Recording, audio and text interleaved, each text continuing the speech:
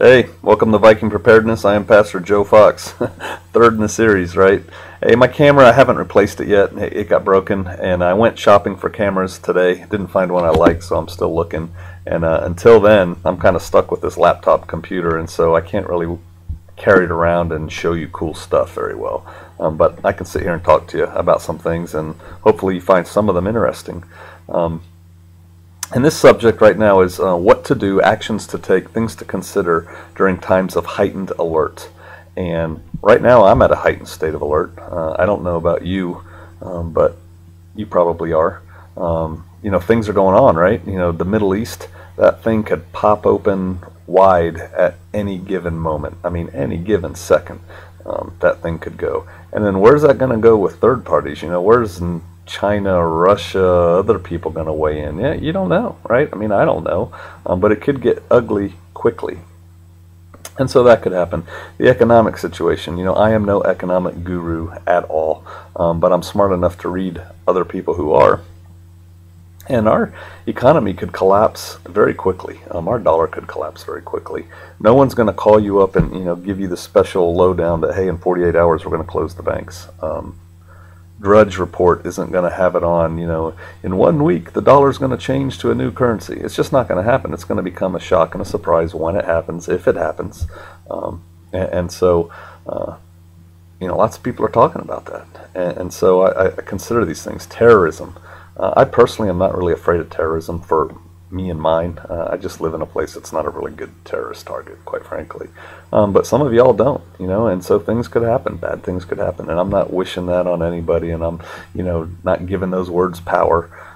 But hey, it's a time of heightened alert. So what do?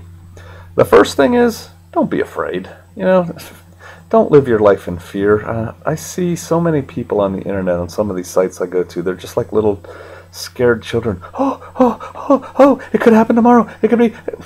Live your life. I mean, live your life. Trust in the Lord. Trust in whatever you trust in. But live your life. You can't live in fear. That's no way to live. You can take some steps to safeguard your life. I have life insurance, and I don't plan on dying tomorrow, but I could. Stuff like that. I have a spare tire in my car. I don't plan on getting a flat, but I could. And so because of that, though, I'm not really worried about it, and I'm not worried about dying because I've got the Most High. Again, different sermon for a different time. But don't live in fear. That's the first thing. Second thing, information. You need it. You need to be situationally aware. Now, how do you do that? You could live your life in front of the computer and have about 8 different tabs open and be checking, all these different news sources from, sources directly in the Middle East to economic sources, which I don't even know what they are. I read people who read those sources. Different news services. Good luck getting the truth out of them, right? But if you're savvy at all on the internet, you can start getting some discernment on what's going on, and so you could do that. But again, you got to live your life, and I certainly hope, if you're watching my channel anyway, that your life does not consist of you sitting in front of a computer 8 hours a day. Just, I mean, you got to get out and do stuff. But you should check the news fairly frequently. We do. I'm logging in all the time. Maybe keep a radio on to a news channel so that if something breaks, you know what's going on. You should have friends. I talk a lot about having networks of people, people you've established relationships with, like you just heard my phone go off with an email. But maybe you could make a deal with them. Hey, if something pops, give me a phone call. Call me on the phone and let me know, because I could be out mowing the lawn or something, or feeding the goats, and the world could be going crazy and I might not know it. And so you could set up your own little alert system, if you will, with contacts. And so stay aware, stay situationally aware, maybe more aware than you normally are. Check out more news sources, that kind of thing. Communication, that's important. I talked about that. If you have a network of people that, they should call you, you should call them, you should stay in touch with each other. You should have a plan. If you have a group, if you have a team, if you have, somebody who's going to get together when an emergency happens, know where your people are and know what the plan is. Where are we linking up? Where are we going? Where are we, hooking up? Where are we going to stay? Have backups to your backups for those plans. Maybe you don't have a team, but you got a family. Right? Maybe you got a wife and kids, or you got a husband and kids, or something like that, or your kids in school. Do your kids have a link-up spot for you? You know, my kids are now all in university, but when they were in high school and middle school, our plan was if anything terrible happened at their school, bust out a window, showed them how to do that so you don't cut your femoral artery when you leave. But there was a place in the tree line by the track where our kids were going to go. They were going to grab each other, hang out there, and we were going to come get them at that point. And if we weren't there within an hour, then they were going to start walking home, and they knew some houses along the way that they could stop in at, you know, for sustenance or safety or something like that. But we had a plan. Of course, we have cell phones. And cell phones are great as long as they're working. But, you know, so many people, they use cell phones. Like, honestly, I'm one of these people. I have a hard time remembering my number because I don't call myself. I have a hard time remembering my wife's cell phone number because I just go bloop, bloop, you know, Sister Kate, boom, hit the button and it calls her. And so it's a good idea to write those important numbers down on a little piece of 3x5 card or something and stick it in your wallet. Just carry the hard numbers around.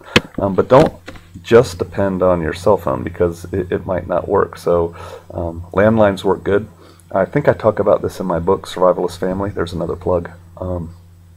But you can have an out-of-state contact, right? Like for us, it's my dad.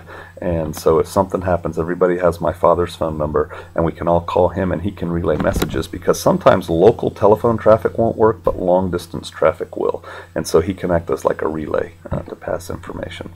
And so communication's important.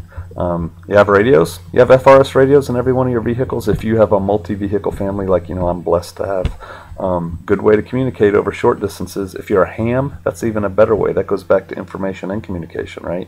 You can get information on your ham radio. You can communicate with people. I'm not a ham. I have a lot of people who've tried to get me to be a ham. I have reasons for not being one. Don't even bother commenting on it. I'm not going to do it. But it is a good source, you know, 2-meter radios, and maybe everybody in your family has one or something, you know, get them all ham licensed. It's easy to do. You could have comms, and that'll work when a lot of other things don't. And so have a plan, have a communication plan, have a link-up plan for what you're going to do. Now, what about your personal self? If you don't have a get me home bag or a Bob or something like that in your vehicle that you drive around in, shame on you. You should. You know, things have a way of when they go bad, sometimes going really, really bad. And so now's the time to put that stuff in your vehicle and make sure you have it with you all the time. If you don't have that put together, you know, you really should just quit watching this, go put one together, throw it in your truck, come back and watch the rest of this video. But you should have a get me home kit, bag, whatever. Maybe that's another video I'll do when I get my camera. But there's enough of them out on the internet. You know, you can look at that. It's pretty much common sense. On your person, you should start, you know, not blithely, blissfully, going through life, you know, la la la la la la la. Nothing's gonna happen. I'm in my own little, you know, world of sunshine and daisies and bunny rabbits. Be a little paranoid without letting it rule your life and ruin it. You know, don't just step out of the house to go shopping with just, you know, your car keys. Carry some stuff. I really wish everybody who could would get a concealed carry permit and then legally carry a handgun, you know, a good defensive caliber handgun. Get trained in its use, and that's more than just being able to put nice little holes in paper. Another video for another time, but get trained in its use and carry a gun. You know, it's a great equalizer. It can solve a lot of problems that otherwise might not get solved. And so, yeah, get a concealed carry permit. You can do that now. You know, sign up for one next weekend and go get it. And carry a gun. Carry a flashlight. You never know when you're going to get caught out. They make a lot of little flashlights now. You know, a mini mag light's only about $4. It's a pretty bright flashlight. It lasts a long time. There's better flashlights, but whatever. Get a flashlight, carry it around with you. Of course, you're going to carry your cell phone. You're going to carry your little notebook with information in it. I carry a pocket knife with me almost everywhere I go, and I carry a means of starting fire. If I can keep myself warm and you know, cut things that need cutting and shoot things that need shooting, life can get pretty okay. Dress appropriately. As you go out and about your day, think about the fact that you may have to walk home from wherever you are. Consider that, because things could happen in this crazy world in which we live. Start carrying cash. If you're not carrying cash, a lot of people don't. I typically don't carry a lot of cash on me. You know, I use plastic. Start carrying cash. If the computers go out for whatever reason and you need something, you know, to buy it, they might not take a credit card, but they'll take a 20, they'll take a 5. So carry some cash with you.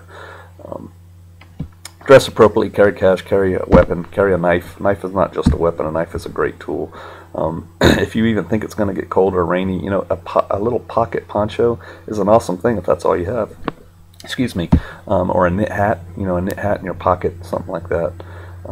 And be aware. Stay in touch with your loved ones. My wife and I and my adult kids now, we kind of know where each other is all the time. Yeah, even my kids that are, hours away in school, I know where they are.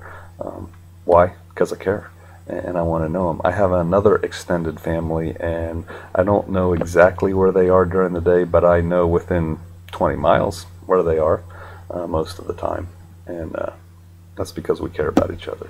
And so do that. Just have a heightened sense of awareness. Take a little bit of care of yourself, but don't let it rule your life. Don't walk around, is that a tourist? Is that a tourist? Live your life. Oh, first aid. You should have a first aid kit. You should have a good first aid kit in your car. You should have a first aid kit capable of treating somebody who flew through the windshield for 20 minutes until the ambulance gets there. And if you have no clue as to what to do with somebody who has those kind of injuries, then you should sign up for a first aid class. You really should, and you can do that now. Sign up for a class, pack some first aid stuff, because if things go bad, first aid's cool, and it's nice to have clean gauze and stuff like that to deal with people. So, hey, there's some ideas. Take control. Take more control of your life. Don't feel that things are spinning out of control and you can't do anything about it and you're helpless. You're not helpless. You can do things. You can have some self-confidence. Go about your life boldly, and then maybe you can assist other people if the time comes. All right. I hope that was helpful. I'll see you out there.